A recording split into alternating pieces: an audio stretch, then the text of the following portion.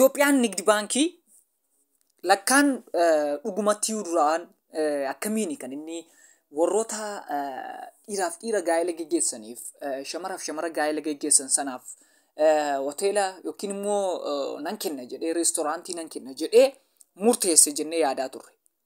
Garuu Itoophiyaan Nigdi Baankii dhugummaan isaa dhugaan ifaaf ifatti ba'e yoo jiraate argaa jirtu lakkoomsi ja'a wal qabattee kan walitti maramtee jirtu kun bakka kamitti akka ramadamtu ilaalaa.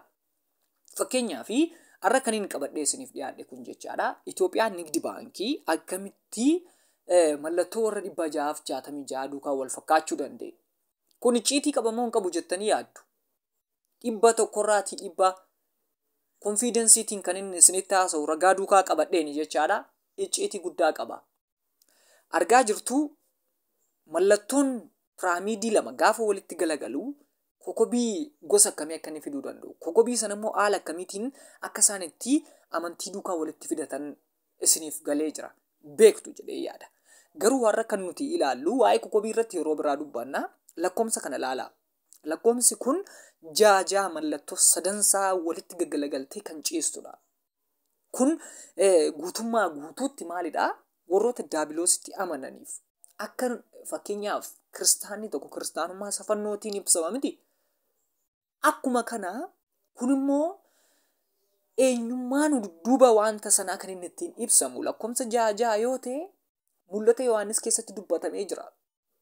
Lakkoomsa kana namni beekumsa qabu namni hubannoo qabu lakkaa'ee irra gahuu danda'a jedhe. Lakkoomsa kunis lakkoomsa bineensaadha. Viidiyoo tokko isinitti agarsiisa. Ilaalaa. Viidiyoon kun nama guddaadha. Nama safuu qabu. Nama aadaa eeguu qabu. Nama safuu eeguu qabu. Nama silaa yoo ijoolleen badde ijoollee deebisuu danda'u ture. Garuu ilaalaa akkaataa inni itti uffannaa uffatee deemaa jiru. Ilaalaa. Namni kunii kan inni geggeessu hafuura warra 666 sanadha. Hafuura warra bara dhumaa sanadha. Shamaroota kana ilaalaa. Kun guutummaa guutuutti biyya Ameerikaa keessatti heeraaf seera jedhamee kan kennamedha. Argaa jirtu waan nama qaanfeessudha. Waan nama qaaneffachiisudha. Akka irraa barattaniif as deebi'ee biyya keenya keessattis dhufeera wanta akkasii kun. Maalirraa dhufee?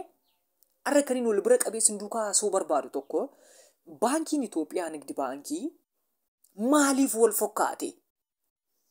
Akkasuma immoo maaliif kan inni hafuura warra 666 kana duukaa wal fakkaate? Maaliif kan inni warra 666 kanaaf hoteela kennuu barbaade? Maaliif kan inni warra hafuura badoof hoteela kennuu barbaade? Isa kana irratti mootummaan keenya gaaffii guddaa keessa galee sirreessuu qaba. Amma wanta hedduutti ta'aa jira.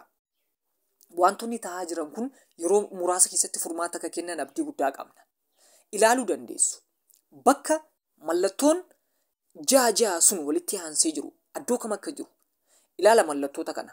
Masqaliin gargalagalee jira. Piraamiidiin lama walitti galagalee jira. Masqaliin erga galgalagalee booda maal akka ta'ee jiru argaa jirtu kana keessatti ramadama jechaadha. Wal bira finnaa ilaallu. Ilaalaa Itoophiyaan Nigdi Baankii irra kan jiru ilaalaa. Bakka ja'a jedhu bakka xiyyatti qabe kanas ilaalaa. Maaliif wal fakkaate? Akkas jechuun icciitii isaan duukaa geggeessan qabu jechaadha durarraa kaasanii.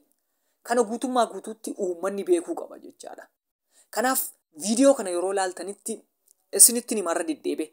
Laayikii yaadaaf qeeqa qabdan immoo koomentii irra kaa'aa. Sabiskiraayib gochuun dagatiinaa. Gana icciitii biyya keenya keessatti ta'u, icciitii addunyaa irratti ta'u amma nuuf ife uummata keenyaaf hin ibsina. Amma barreetti. Kana qopheessuun fayyuma miti. Baacootiin miti kan finnu. Kanaaf hundi keessa yaadaaf qeeqa qabdan waan fooyyessuu qabnu irratti koomentii irra kaa'aa. Kanaaf guyyaa irra wanta nuti wal duukaa mari'ataa jirru maalidhaadha? Maaf wal fakkaate? Kaayyoo maalii fudhatanii deemaa jiru? Uummata keenya gara abiddaatti geessuudha. Akkas taanaan uummanni keenya beekee irraa deebuu qaba. Akkas taanaan dheengaddaa kaleessa kan isaan warra hafuura warra dhiiraaf dhiira hoteela geggeessina jedhan sanaaf kennan sababa ofii isaanii amantii badaarra jiraniifidha jechaadha. Akkas taanaan uummanni keenya Itoophiyaan Nigdi Baankii irraatii kan oolmaa akkasiin oolleef. Itoophiyaan Nigdi Baankii akka guddatu akka jijjiiramu godhe malee hafuura hamaatti akka uummanni deemu kan taasisu osoo beeka ta'eetii duubatti deebi'a ture. Olmaan uummata keenya kanaan deebuun qabu. Laayikii godhaa. Sheerii godhaa. Irraa deebi'uu qaba. Kana maaliif akka wal fakkaatu sammuu keessan keessatti yaaduu qabdu. Guutummaa guututti ta'anii ibsuun irraan eegamu. Bakka hafuura dukkanaa sana geggeessaa jiru. Addunyaan kun addunyaa ishee dhumaa ta'uu ishee beekuu qabna. Barree of eeggataa jiraachuu qabna. Kanaaf boor wanta guguddaa akka isaan biyya keessa hin finne, hafuurota hamaa akka hin finne maal beekna nuti? Kanaaf baankiin kun maal akka inni geggeessaa jiru icciitiin isaa ifa namaaf ta'uu qaba. Kanaaf subscribe godhaa. Kutaa itti aanu keessatti barnoota sirriitiin walitti deebina. Turtii gaarii.